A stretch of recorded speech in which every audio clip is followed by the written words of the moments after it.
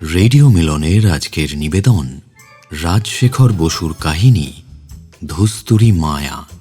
গল্পটি ভালো লেগে থাকলে অবশ্যই লাইক এবং শেয়ার করবেন এবং আরও নতুন নতুন গল্প শোনার জন্য সাবস্ক্রাইব করতে ভুলবেন না আমাদের official YouTube channel radio Milan audio story.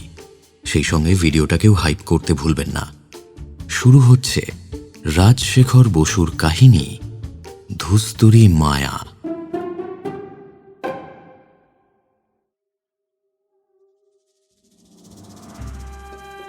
Uddhav পাল আর তাঁর অন্তরঙ্গ বন্ধু জগবন্ধু গাঙ্গুলির বয়স প্রায় ৬৫।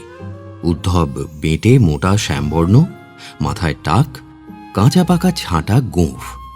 উডমন স্ট্রিটে তার একটা ইমারতির রঙের বড় দোকান আছে। এখন ২ ছেলে সেটা চালায়। আর জগবন্ধু লম্বা, রোগা, ফর্সা, গোঁফদাড়ি কিছু নেই। ইনি জামরুলতলা হাই স্কুলের হেডমাস্টার ছিলেন, এখন অবসর নিয়েছেন। ২ বন্ধু দক্ষিণ কলকাতায় আবু হোসেন রোডে কাছাকাছি বাস করেন। ছেলেরা রোজগার করছে, মেয়েরা সুপাত্রে পড়েছে, সেজন্য সংসারের ভাবনা থেকে এরা নিষ্কৃতি পেয়েছেন। দুজনেরই স্বাস্থ্য ভালো, শখও আছে নানা রকম। সুতরাং বুড়ো বয়সে এদের বেশ আনন্দে থাকারই কথা। রোজ বিকেলবেলা এরা ঢাকুরের লেকে হেঁটে যান এবং জলের ধারে একটা বড় শিমুল গাছের তলায় বসে সন্ধে ৭টা-৮টা পর্যন্ত গল্প করে বাড়ি ফেরেন। দুজনেই সেকেলে লোক, সিগারেট, চুরুট, পাইপ এসব পছন্দ করেন না। তাই ঝুলিতে হুঁকো আর তামাকটিকে সাজানো 2টো কোলকে নিয়ে যান এবং গল্প করতে করতে মুহুর্মুহু ধূমপান করেন। বৈশাখ মাস, সন্ধে 7টাতেও একটু একটু আলো আছে। জগবন্ধু নিজের হুঁকো থেকে কলকেটি তুলে উদ্ধবের হাতে দিয়ে বললেন, আজ তোমার দাঁতের খবর কি হে? দূর, তোমার সেই মাজনে কোনো উপকার হলো না। এ পড়ে না গেলে কনকনানি যাবে না। তুমি বেশ খাসা আছো। দাঁতের পাটি বাঁধিয়ে মুড়ি, কড়াই ভাজা, নারকেল, গলদা চিংড়ি সবই চিবিয়ে খাচ্ছ। আমার তো এই পান শুদ্ধ ছাড়তে হয়েছে। তা ছেঁচে খাও না কেন? আরে ছ্যা, তাতে সবাই ভাববে একেবারে থুরথুরে বুড়ো হয়ে গেছি। তার চাইতে না খাওয়া ভালো। বুড়ো হওয়ার অশেষ দোষ হে। শুধু দোষ দেখছো কেন? ভালো দিকটাও দেখো। খাটতে হচ্ছে না, ছেলেরা সব করে দিচ্ছে। সবাই খাতির করে। কোথাও গেলে সব চাইতে আরামের চেয়ারটাতে বসতে দেয়। পাড়ায় যদি সভা হয়, তোমাকেই সভাপতি করে। গুরুজন নেই, ভূমিষ্ঠ হয়ে প্রণাম করতে হয় না, উল্টে অন্য লোকেরাই প্রণাম করে। হ্যাঁ, থামলে কেন? বলে যাও। মেয়েরা সব দাদু, জ্যাঠা, মেশো বলে। এই বুড়োদের দিকে আর চোখে তাকায় না। আমরা যেন ইট পাথর, গরু ছাগল। তাতে তোমার ক্ষতিটা কি? ক্ষতি নয়, আমাদের পুরুষ মানুষ বলেই গণ্য করে না। দেখো যোগু, জীবনটা বৃথাই কাটলো। আহা, বৃথা কেন, বৃথা কেন? তোমার কিসের অভাব?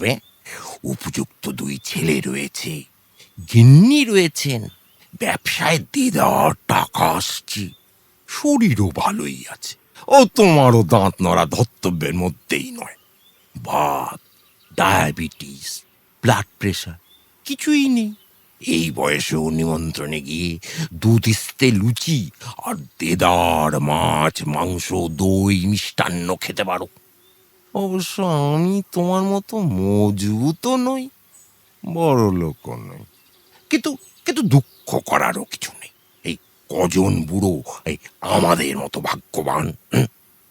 উদ্ধব পাল হুঁকোয় একটা দীর্ঘ টান দিয়ে কলকেটা বন্ধুর হাতে দিয়ে বললেন, দেখো যোগু, যখন বয়স ছিল তখন কোনো ফুর্তি করতে পাইনি।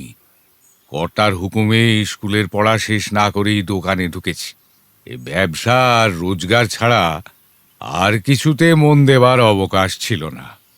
এখন তো দেদার অবকাশ, যত খুশি আনন্দ করো না। হ্যাঁ, চেষ্টা করেছি, কিন্তু এই বয়সে তা হবার নয়। ছোঁড়াদের দেখে বাইসাইকেল চড়ে সনসনিয়ে ছুটতে আর মোটর চালাতে ইচ্ছে করে, কিন্তু শক্তি নেই। আজকাল অ্যাং ব্যাং চ্যাং সবাই বিলেত ব্রহ্মাণ্ড ঘুরে আসছে।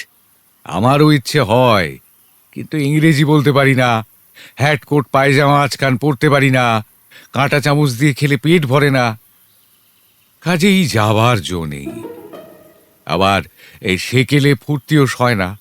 এই বছর চারেক আগে কাশিতে এক সাধু বাবার প্রসাদী বড় তামাকের ছেলে মেয়ে একটি টান মেরেছিলুম। তারপর ঘন্টা দুই ত্রিভুবন অন্ধকার। তাই সেদিন আমার বেয়াই জগন্নাথ দত্তর বাগানে গিয়ে উপরোধে পড়ে 4 গিলাস খেয়েছিলুম। কি রম পঞ্চ না কি একটা বলল, খেয়ে যাই আর কি, কেবল হেঁচকি আর হেঁচকি, আর তারপর বমি। ওয়ে, ফুর্তিরও সাধনা দরকার। এই জোয়ান বয়স থেকে অভ্যেস করতে হয়। না না, এই এখন আরো সব করতে যেও না। হ্যাঁ, তারপর এই সেদিন তোমার সঙ্গে স্বপনপুরী সিনেমায় লুটে নিল মন দেখেছিলুম। হ্যাঁ, দেখা ইস্তক, মনটা খিঁচড়ে আছে। জীবনের যা সবচাইতে বড় সুখ প্রেম, তাই আমার ভোগ হলো না। অবাক করলে তুমি। বাড়িতে সতীলক্ষ্মী গৃহিণী আছেন, আর বলছো প্রেম হয়নি? শাস্ত্রে বলে, জীর্ণমন্নং প্রশংসন্তি ভার্যাঞ্চ গত যৌবনাম। অর্থাৎ ভাত হজম হলে আর স্ত্রী বৃদ্ধা হলেই লোকে প্রশংসা করে। এখন না হয় দুজনে বুড়ো হয়েছ, কিন্তু এই প্রথম বয়সে প্রেম হয়নি, এ কিরকম কথা? আমার বয়স যখন 12, তখনই বাবা 7 বছরের পুত্রবধূ ঘরে আনলেন। খিদে না হতেই যদি খাবার জোটে, তবে ভোজনের সুখ হবে কেমন করে? তাছাড়া গিন্নির মেজাজটা চিরকালই রুক্ষ। প্রেম করবার মানুষ তিনি নন। আর চেহারাটি, সে তো তোমার দেখাই আছে। তবে কথা বলবো, মাগির রাঁধে যেন অমৃত। তো এই কিরকম হলে এই তুমি খুশি হতে বলো তো? আহা, যা হবার নয় তা বলে আর লাভ কি? তবু মনের কথা বলছি, শোনো। এই হুইল দেওয়া ছিপে যেমন করে রুই কাতলা ধরা হয়, ওই সেই রকম আর কি। ফাতনা নড়ে উঠলো, টোপ গিলেই চোঁ করে সরে গেল, তারপর টান মেরে কাছে আনলুম, আবার ছাড়লুম। এই রকম খেলিয়ে খেলিয়ে বউ ঘরে তুলতে পারলেই এই জীবনটা সার্থক হতো।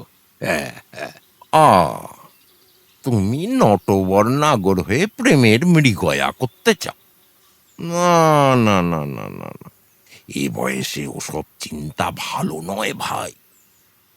পত্নী যেভাবেই ঘরে আসুন, কচি বেলায় বা ধেড়ে বয়সে, প্রেমের আগে বা পরে, তিনি হলেন চিরকালই মার্গিতব্যা, অর্থাৎ খোঁজবার আর চাইবার জিনিস। হ্যাঁ, কি বললে? মার্গিতব্যা? তা থেকেই বুঝি মাগি কথাটা এসে? তা জানি না, ওই এই আমাদের সুনীতি চাটুর্য মশাই বলতে পারেন। উদ্ধবপাল একটা দীর্ঘশ্বাস ফেলে ভড়াক ভড়াক করে তামাক টানতে লাগলেন। যে শিমুল গাছের তলায় এরা বসেছিলেন, তার ওপরে একটা পাখি হঠাৎ ডেকে উঠল।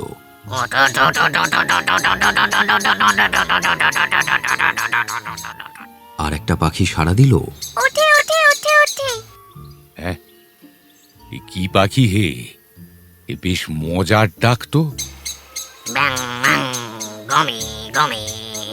Bang bang, gummy gummy. Bang bang, goma goma goma. কি আশ্চর্য ব্যাপার! এই ব্যঙ্গমা ব্যঙ্গমি নয় তো? চুপ চুপ, শুনে যাও কি বলছে।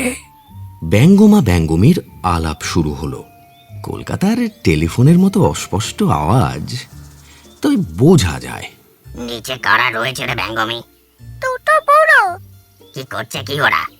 তামাক খাচ্ছে আর বক বক করছে। তাই নাকে দুর্গন্ধ লাগছে আর কাশি আসছে। কি বলছে কি ওরা? একটা বুড়ো বলছে তার জীবনই বৃথা, প্রেম করবার সুবিধে পাইনি। আর একটা বুড়ো তাকে বোঝাচ্ছে। বুড়ো বয়সে ধেড়ে রোগ ধরেছে।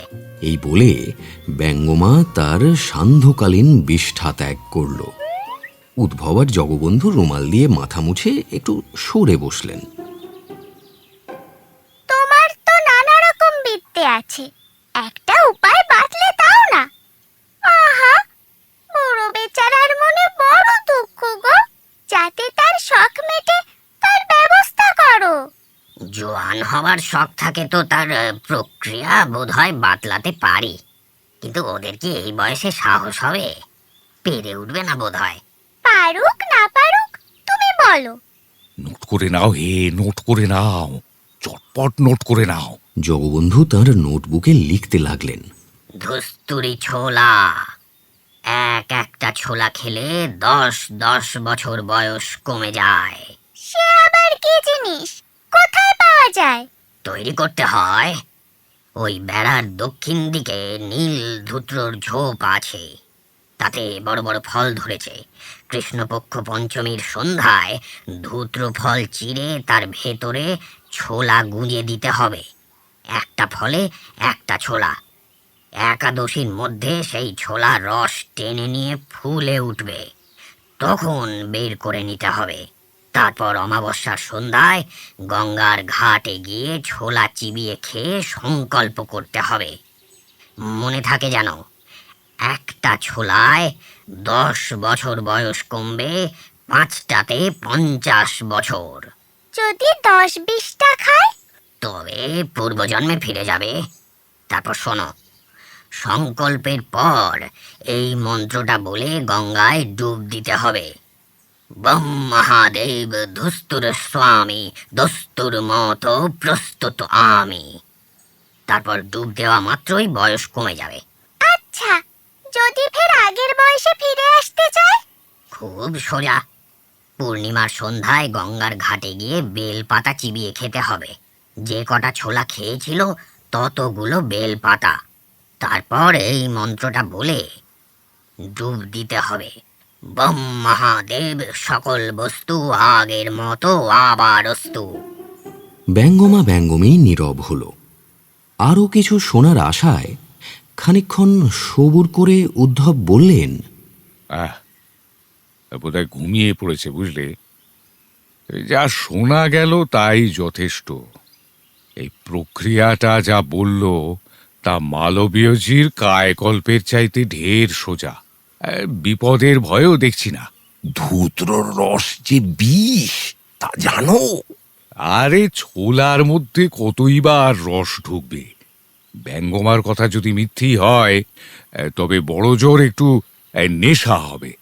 আরে আমরা তো আর মুটো খানিক ছোলা খাবো না। তবে চলো দেখা যাক বেড়ার দক্ষিণে ওই নীল ধুত্রর গাছ আছে কিনা। দুজনেই গেলেন সেদিকে। গিয়ে দেখলেন সত্যিই ধুত্র গাছের জঙ্গল আছে এবং তাতে বেশ বড় বড় ফল ধরেছে। বোধহয় পরশু কৃষ্ণপক্ষের পঞ্চমী। বাড়ি গিয়ে পাঁজি দেখতে হবে। সেদিন ছোলা আর একটা ছুরি নিয়ে আসা যাবে।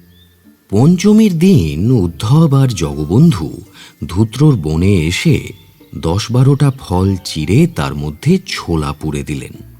তারপরের কদিন তারা নানা রকম ভাবনায় আর উত্তেজনায় কাটালেন। জগবন্ধু অনেকবার বললেন, না হে, কাজটা ভালো হবে না। আহ, অত ভয় কিসের? এমন সুযোগ ছাড়তে আছে? আমাদের বরাত খুব ভালো, বুঝলে? তাই ব্যঙ্গমা ব্যঙ্গমীর কথা নিজের কানে শুনেছি। আমার তো মনে হয় হর পার্বতী দয়া করে পাখির রূপ ধরে আমাদের হদিশ বাতলে দিয়েছেন। জয় বাবা, জয় মা, জয় মা, জয় মা। এই বলে উদ্ধব হাত জোড় করে বারবার কপালে ঠেকাতে লাগলেন। আচ্ছা, জোয়ান না হয় হওয়া গেল, কিন্তু বাড়ির লোককে কি বলবে? বাড়িতে যাব কেন? খোঁজ না পেলে সবাই মনে করবে যে মরে গেছি। আমরা অন্য নাম নিয়ে অন্য জায়গায় থাকব। তুমি জগবন্ধুর বদলে জলধর হবে, আর আমি উদ্ধবের বদলে উমেশ। হ্যাঁ, কেউ চিনতে পারবে না, আর নিশ্চিন্ত হয়ে ফুর্তি করা যাবে। কেমন? একাদশীর দিন তারা ধূত্র ফল পেড়ে ভেতর থেকে ছোলা বের করে নিলেন। ছোলা ফুলে কুলাটির মতো বড় হয়েছে। তারপর কদিন তারা গোপনে নানা রকম ব্যবস্থা করে ফেললেন, যাতে ভবিষ্যতে নিজেদের আর পরিবারবর্গের কোনো অভাব না থাকে। উদ্ধব উমেশ পাল নামে ব্যাংকে একটা নতুন অ্যাকাউন্ট খুলতে যাচ্ছিলেন। জগবন্ধু বললেন, পরে ফিরে এসে টাকাটা বের করতে পারবে না ভাই, তার চেয়ে বরং উদ্ধব আর উমেশ পালের নামে জয়েন্ট অ্যাকাউন্ট করো। উদ্ধব তাই করলেন।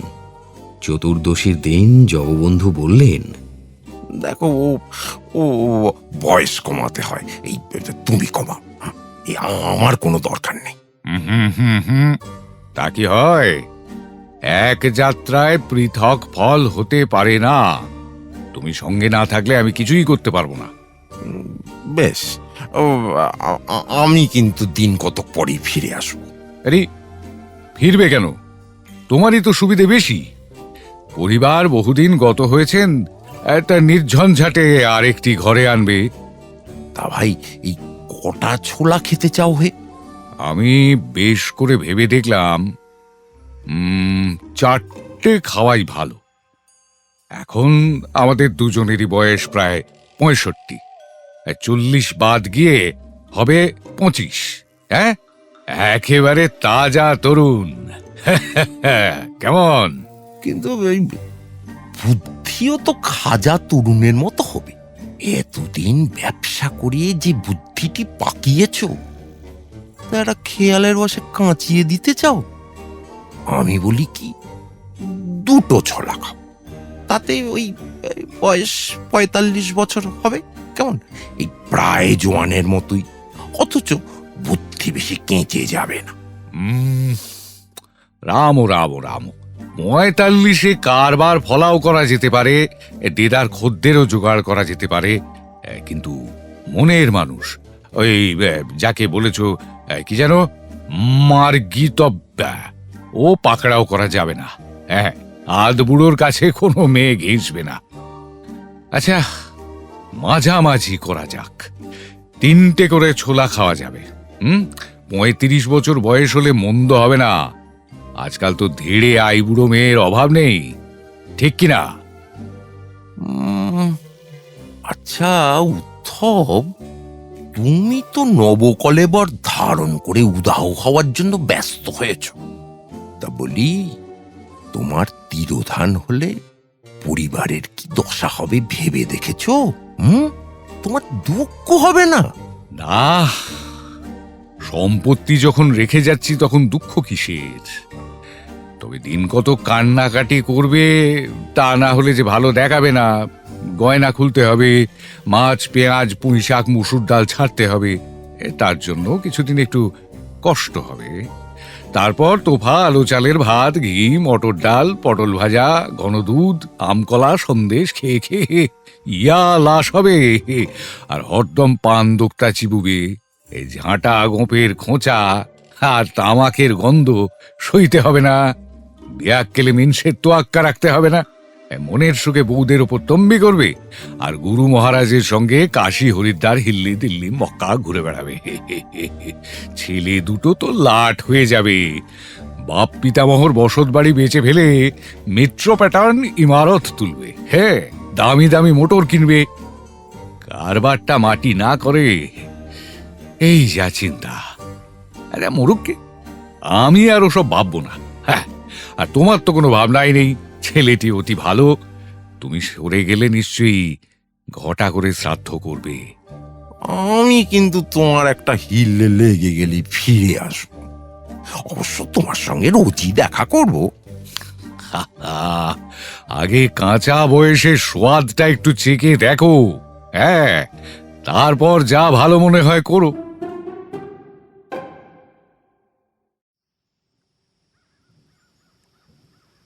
19শে বৈশাখ, বুধবার, অমাবস্যা। সন্ধ্যার সময় দুই বন্ধু দক্ষিণেশ্বরের ঘাটে এসে উপস্থিত হলেন। দুজনেই একটি করে ক্যাম্বিসের হালকা ব্যাগ নিয়েছেন। তাতে কিছু জামা কাপড় এবং অন্যান্য নিতান্ত দরকারি জিনিস আছে। আর যা দরকার হবে পরে কিনে নেবেন ক্ষণ। জগবন্ধু বললেন, উদ্ধব ভাই, এই বলছি, আমার কথাটা শোনো। আলেয়ার পিছনে ছুটো না। এই চলো, ঘরে ফিরে চলো। বেশ আছো, এই সুখে থাকতে কেন ভূতের কিল খাবে? সাহস না করলে কোনো কাজেই সিদ্ধি হয় না, বুঝলে? ব্যবসায় নয়, তুমি যাকে প্রেমের মৃগয়া বলো তাতেও নয়।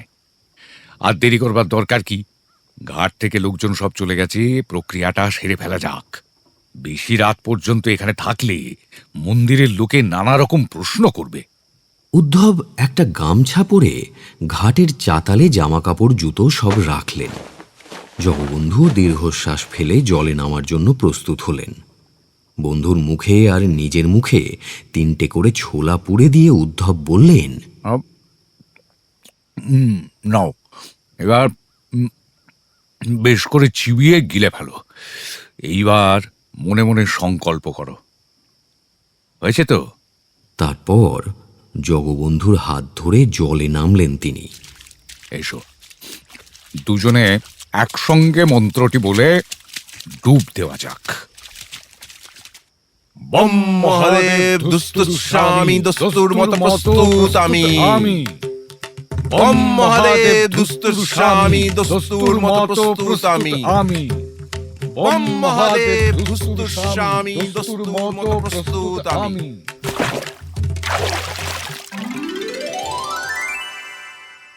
জল থেকে উঠে গা মুছতে মুছতে জগবন্ধু প্রশ্ন করলেন, কিরকম মনে হচ্ছে? যে অন্ধকার, তোমার চেহারা দেখা যাচ্ছে না তো? একটা টর্চ আনলে হতো। উদ্ধব কাপড় পরতে পরতে বললেন, বম ভোলানাথ, কি আবাদ কি আবাদ! মাথায় আবার চুল গজিয়েছে হে। হে হে, শরীরটা খুব হালকা হয়ে গেছে, লাফাতে ইচ্ছে করছে, দাঁতের বেদনাও নেই। ধন্য ব্যঙ্গমা ব্যঙ্গমী! যদি ধরা দিত তবে সোনার খাঁচায় রেখে বাদাম পেস্তা আঙুর বেদানা খাওয়াতুম। আরে তোমার কিরকম হলো হে?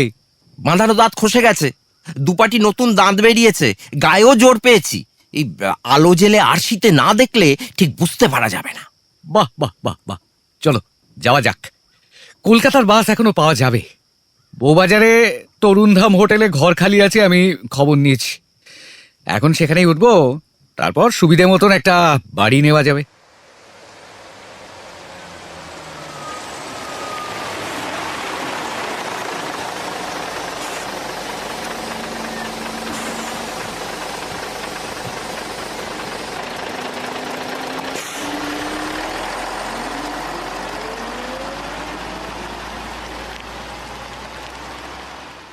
হোটেলে এসে আরশিতে মুখ দেখে উদ্ধব বললেন,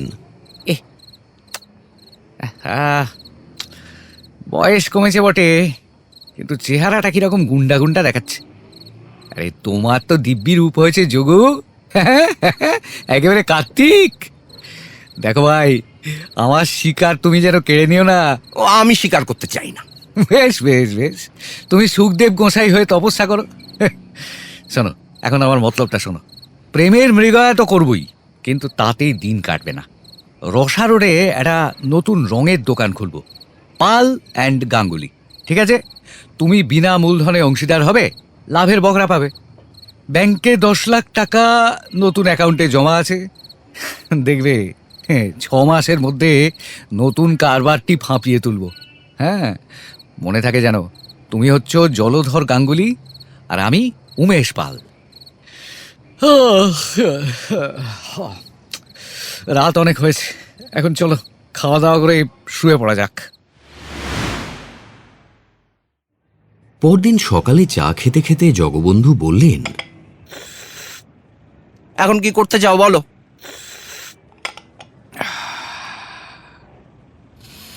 সমস্ত রাত ভেবেছি, ঘুমোতে পারিনি, বুঝলে?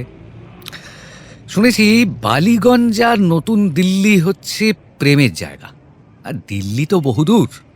তা আমি বলি কি, বালিগঞ্জেই আস্তানা করা যাক, কেমন? শোনো, ওখানে তুমি সুবিধে করতে পারবে না। তোমার বয়স কমেছে বটে, পুরো তরুণ না হলেও হাফ তরুণ হয়েছ, কিন্তু তোমার চালচলন সাবেককালের, ফ্যাশন জানো না, লেখাপড়াও তেমন শেখোনি। কিছু মনে করো না ভাই, তোমার পালিশের অভাব আছে। ওদিককার মেয়েরা ইংরেজি ফ্রেঞ্চ বলে, বিলিতি কবিতা ওড়ায়, আবার শুনেছি পেন্টালুন পরে ভুরু কামায়, রং মাখে, বল নাচে, সিগারেটও খায়, মোটর হাঁকায়। এই আইসিএস, আইএএস, বিলাত ফেরত ডাক্তার, ইঞ্জিনিয়ার বা বড় চাকুরে ছাড়া আর কারো দিকে ফিরেও তাকায় না। তাদের চাইতে আমার টাকা ঢের বেশি, রোজগারও বেশি করতে পারবো। ভালো বাড়ি, আসবাব, মোটর, কিছুরই অভাব হবে না। হ্যাঁ, তা মানলুম, কিন্তু তুমি টেবিলে বসে ছুরি কাঁটা চামচ চালাতে পারবে? হাপুসুপু শব্দ না করে তো খেতেই পারো না।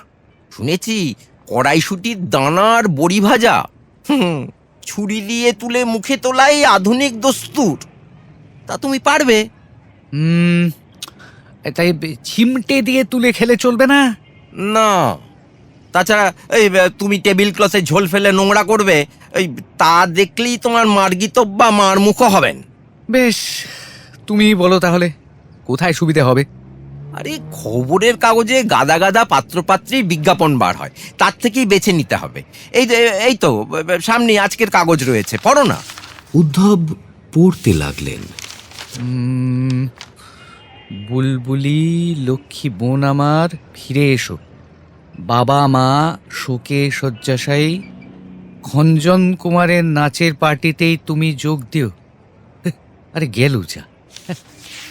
বাবা নেংটু বাড়ি ফিরে এসো, ম্যাট্রিক দিতে হবে না, সিনেমাতেই তোমাকে ভর্তি করা হবে। দূর দূর দূর দূর দূর। আরে ধুর, ওসব কি পড়ছো? পাত্রপাত্রীর কলম পড়ো। তা MA পাস, স্বাস্থ্যবতী 22 বছরের গুহপাত্রীর জন্য উচ্চপদস্থ পাত্র চাই, বরপণ যোগ্যতা অনুসারে। এটা হচ্ছে সুন্দরী নৃত্যগীত নিপুণা 20 বছরের IA নৈকস্য কুলীন মুখোপাধ্যায় পাত্রীর জন্য ICS পাত্র চাই। দেখো যোগু, এইসব চলবে না। না, সেই মামুলি বর কনের সম্বন্ধ করে বিয়ে, শুধু বয়সটাই বেড়ে গেছে, আর তার সঙ্গে নৃত্যগীত MA BA যোগ হয়েছে। অন্য উপায় দেখো, অন্য উপায় দেখো। আচ্ছা, এইরকম একটা বিজ্ঞাপন কাগজে ছাপালে কেমন হয়? বলছি, দাঁড়াও, শোনো মন দিয়ে। 35 বছর বয়স্ক, উদার প্রকৃতি, সদ্বংশীয় বাঙালি, বহুলক্ষপতি ব্যবসায়ী, কোনো আত্মীয় নাই, বিবাহের উদ্দেশ্যে সুন্দরী মহিলার সহিত আলাপ করিতে চান, অসবর্ণে আপত্তি নাই, উভয় পক্ষের মনের মিল হইলে শীঘ্রই বিবাহ, বক্স নম্বর অমুক। কেমন? বাহ বাহ বাহ বাহ বাহ বাহ বাহ, খাসা হয়েছে। ছাপবার জন্য আজই পাঠিয়ে দাও। বিজ্ঞাপন বের হবার 3-4 দিন পর থেকেই রাশি রাশি উত্তর আসতে লাগলো। তার মধ্যে একটা চিঠি এই রকম: 5 নম্বর ঘুঘু বাগান রোড, কলিকাতা। Telephone north 234। মহাশয়, আপনার বিজ্ঞাপন দেখিয়া জানাইতেছি যে কাতলামারি এস্টেটের একমাত্র সত্ত্বাধিকারিণী রাজকুমারী শ্রীযুক্তেশ্বরী স্পন্দছন্দা চৌধুরানী আপনার সহিত আলাপ করিতে ইচ্ছুক। ইনি পরমা সুন্দরী এবং অশেষ গুণবতী। ইন্টারভিউয়ের সময় সন্ধ্যা 7 ঘটিকা থেকে 8 ঘটিকা। ইতি শ্রীরাম শশী সরকার, সদর নায়েব।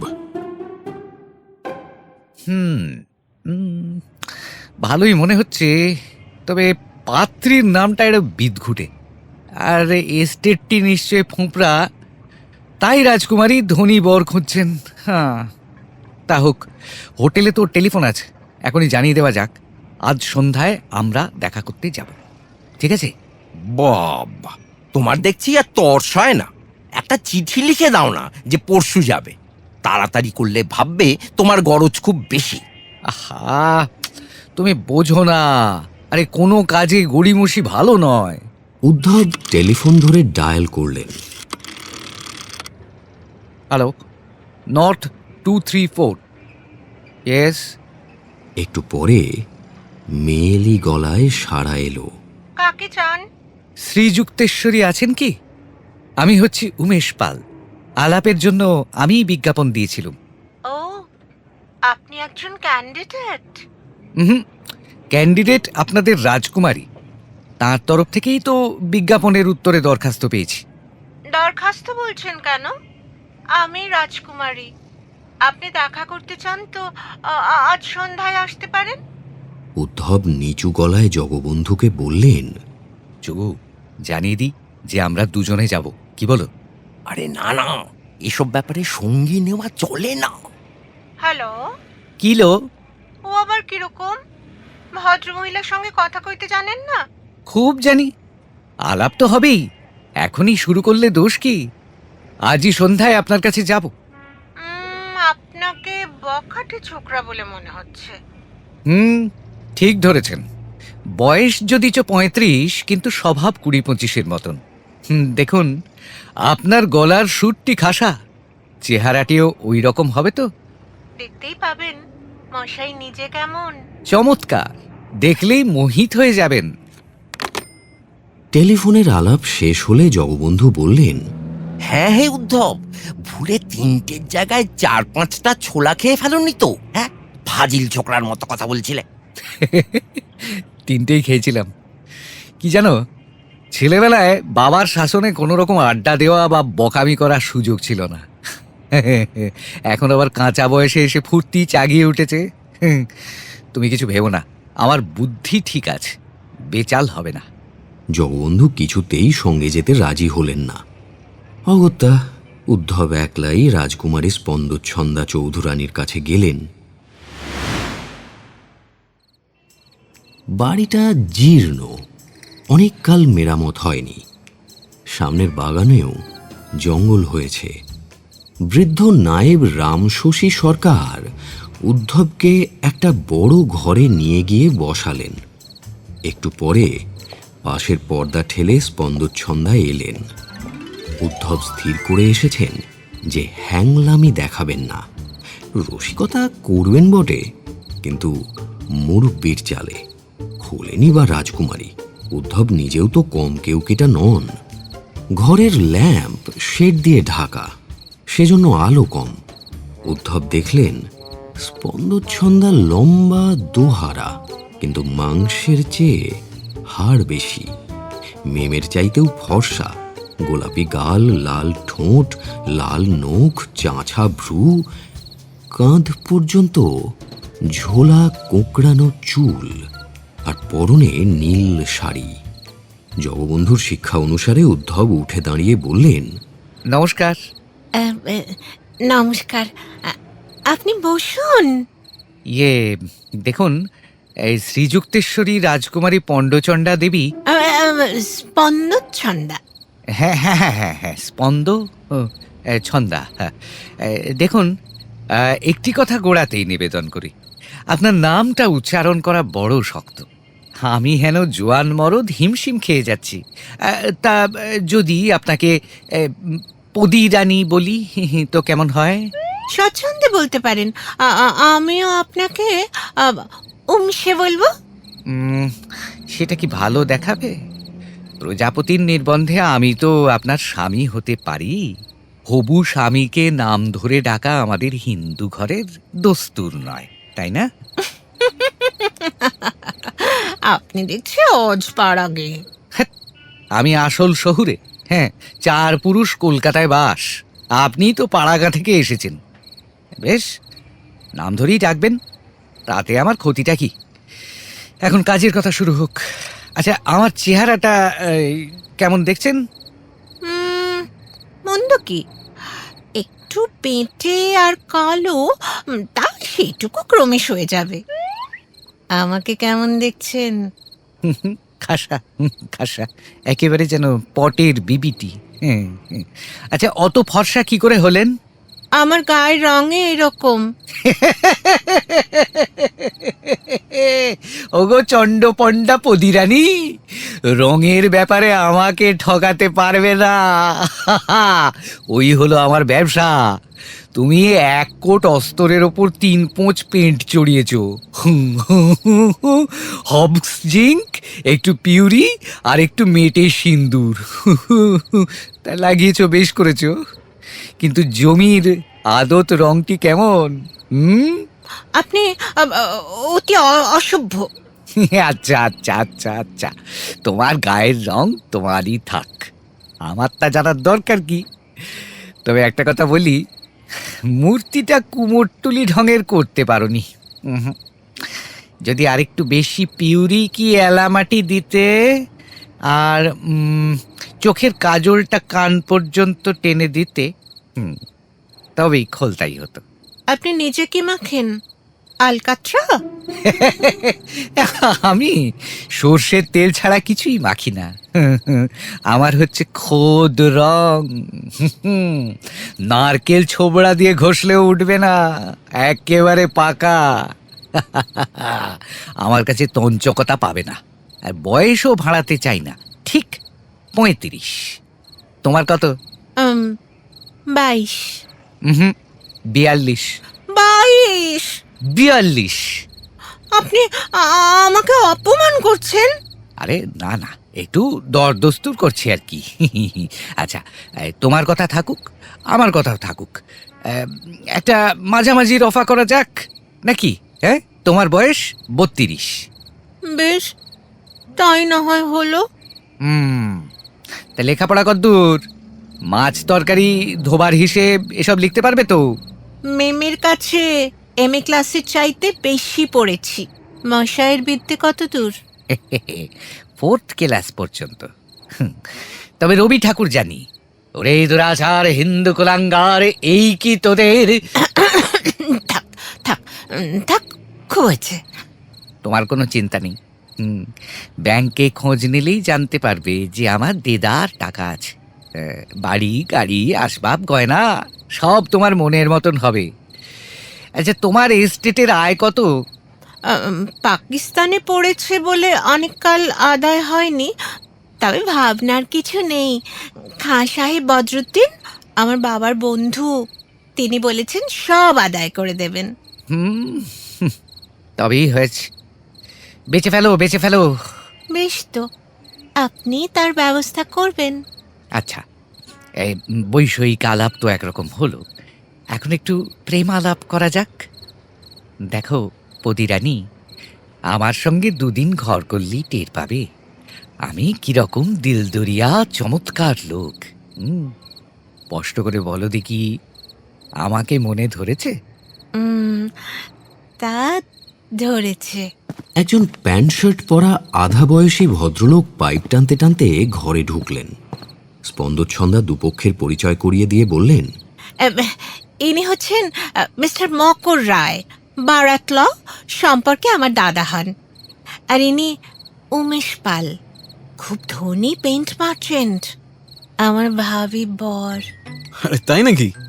এরিনা আজ আসার কথা ছিল। বাহাদুর লোক, কিন্তু এসেই হৃদয় জয় করেছেন একেবারে ব্লিস ক্লিক। কংগ্রাচুলেশন মিস্টার পাল, লাকি ডগ। হ্যাঁ, ভাগ্যবান কুত্তা। এই বলে সজোরে উদ্ধবের হাত নেড়ে দিলেন।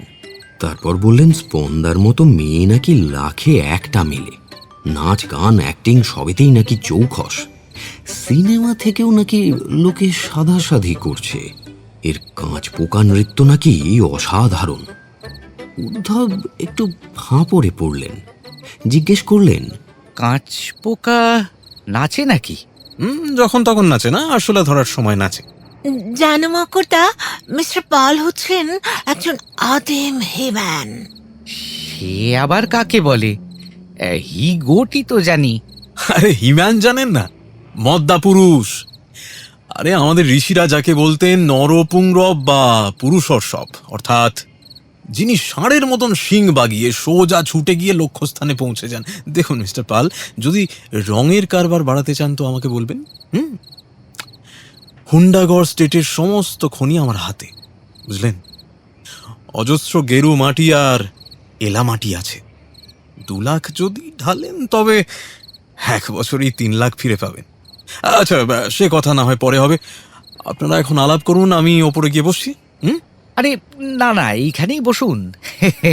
আমার ঢাক ঢাক গুড়গুড় নেই মশাই, বিশেষত আপনি যখন সম্পর্কে শালা।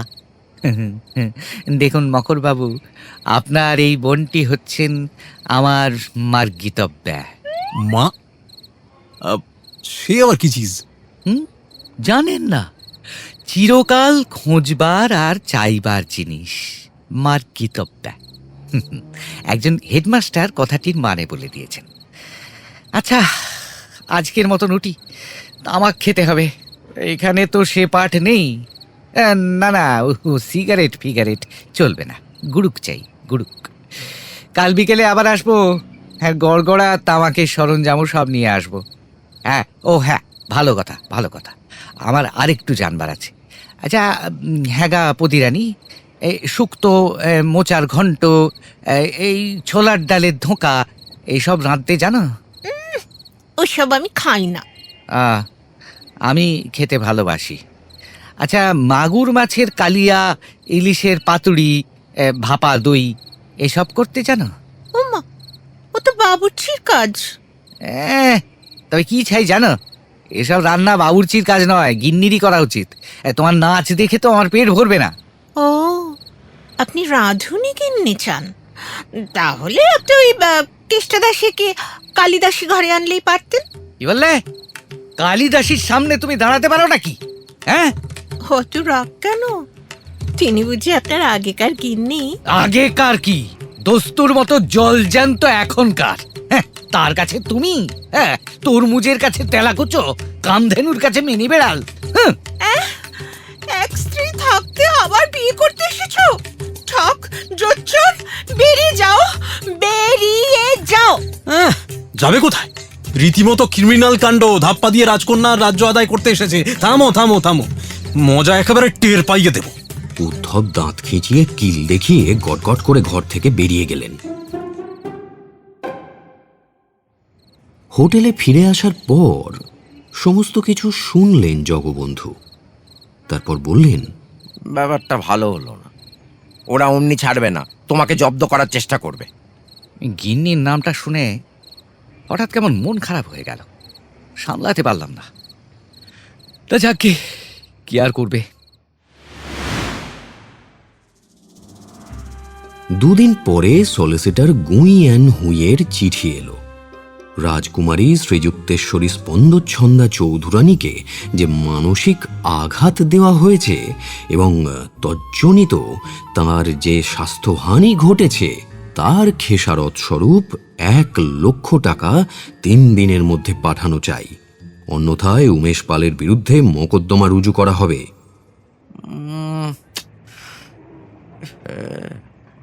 মুশকিলে ফেললে দেখছি। মোকদ্দমার ফল যাই হোক, হয়রানি আর কেলেঙ্কারি তো হবে। না না না, ভাবিয়ে তুললে হে। ভাবনা কিসের? মক্ষম উপায় তো আমাদের হাতেই রয়েছে। ব্যঙ্গমার কথা মনে নেই? রাজি আছো তুমি? খুব রাজি হে, খুব রাজি। শখ মিটে গেছে। হোটেলের জঘন্য রান্না আর খেতে পারি না। এই দেখো তো, পূর্ণিমা কবে? পাঁজি দেখে জগবন্ধু বললেন, আজই তো।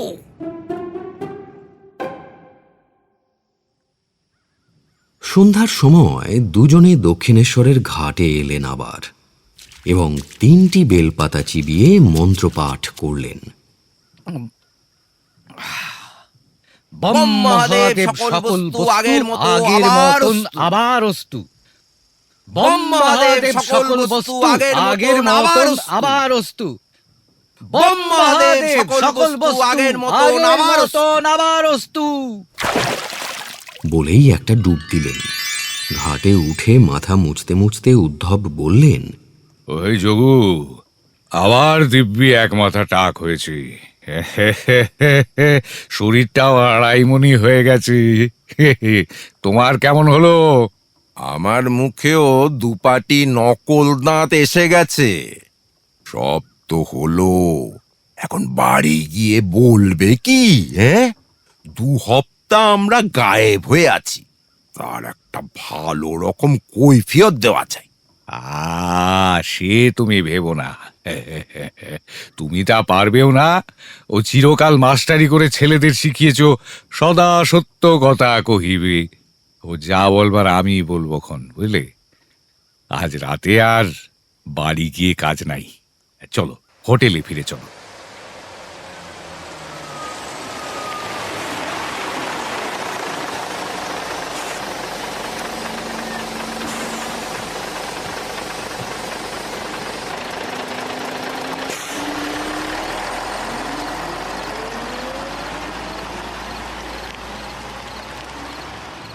হোটেলে এসে দেখলেন তাদের ঘরে 4 জন বিছানা পেতে শুয়ে আছে।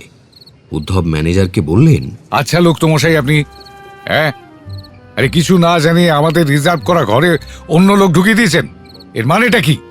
কে আপনারা? ন্যাকা চিনতে পারছেন না? উমেশ পাল আর জলধর গাঙ্গুলি, 19শে বৈশাখ মানে 2রা মে বুধবার থেকে 2 সপ্তাহ এই ঘর আমাদের দখলে আছে, আমাদের দখলে। 2 সপ্তাহ বলছেন কি মশাই? নেশা করেছেন নাকি?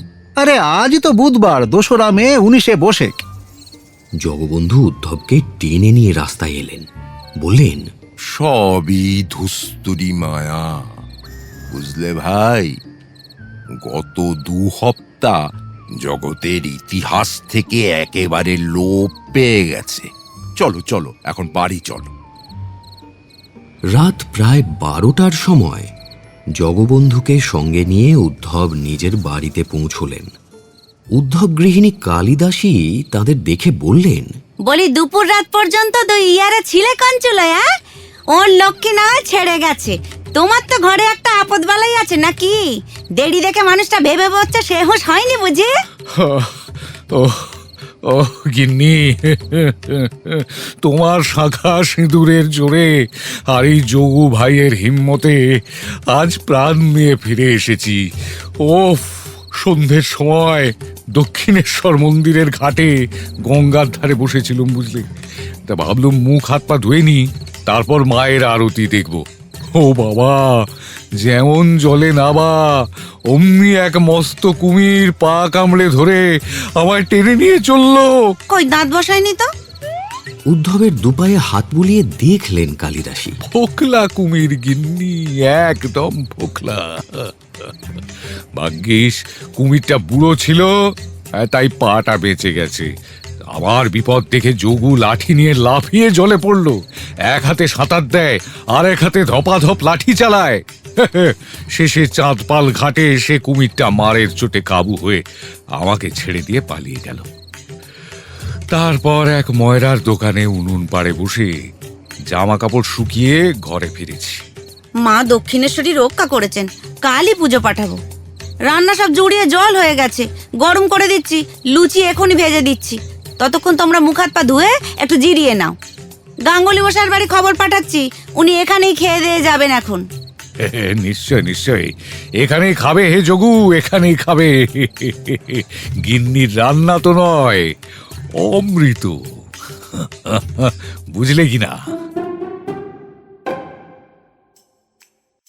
এতক্ষণ আপনি শুনছিলেন রাজশেখর বসুর কাহিনী Dhusturi Maya, only on radio Milan audio story. গল্পটি ভালো লেগে থাকলে অবশ্যই লাইক এবং শেয়ার করবেন, এবং আরও নতুন নতুন গল্প শোনার জন্য সাবস্ক্রাইব করতে ভুলবেন না আমাদের official YouTube channel radio Milan audio story. আগামী সপ্তাহে আরও একটি নতুন গল্প নিয়ে হাজির হব আমরা। শুনতে থাকুন রেডিও মিলন অডিও স্টোরি।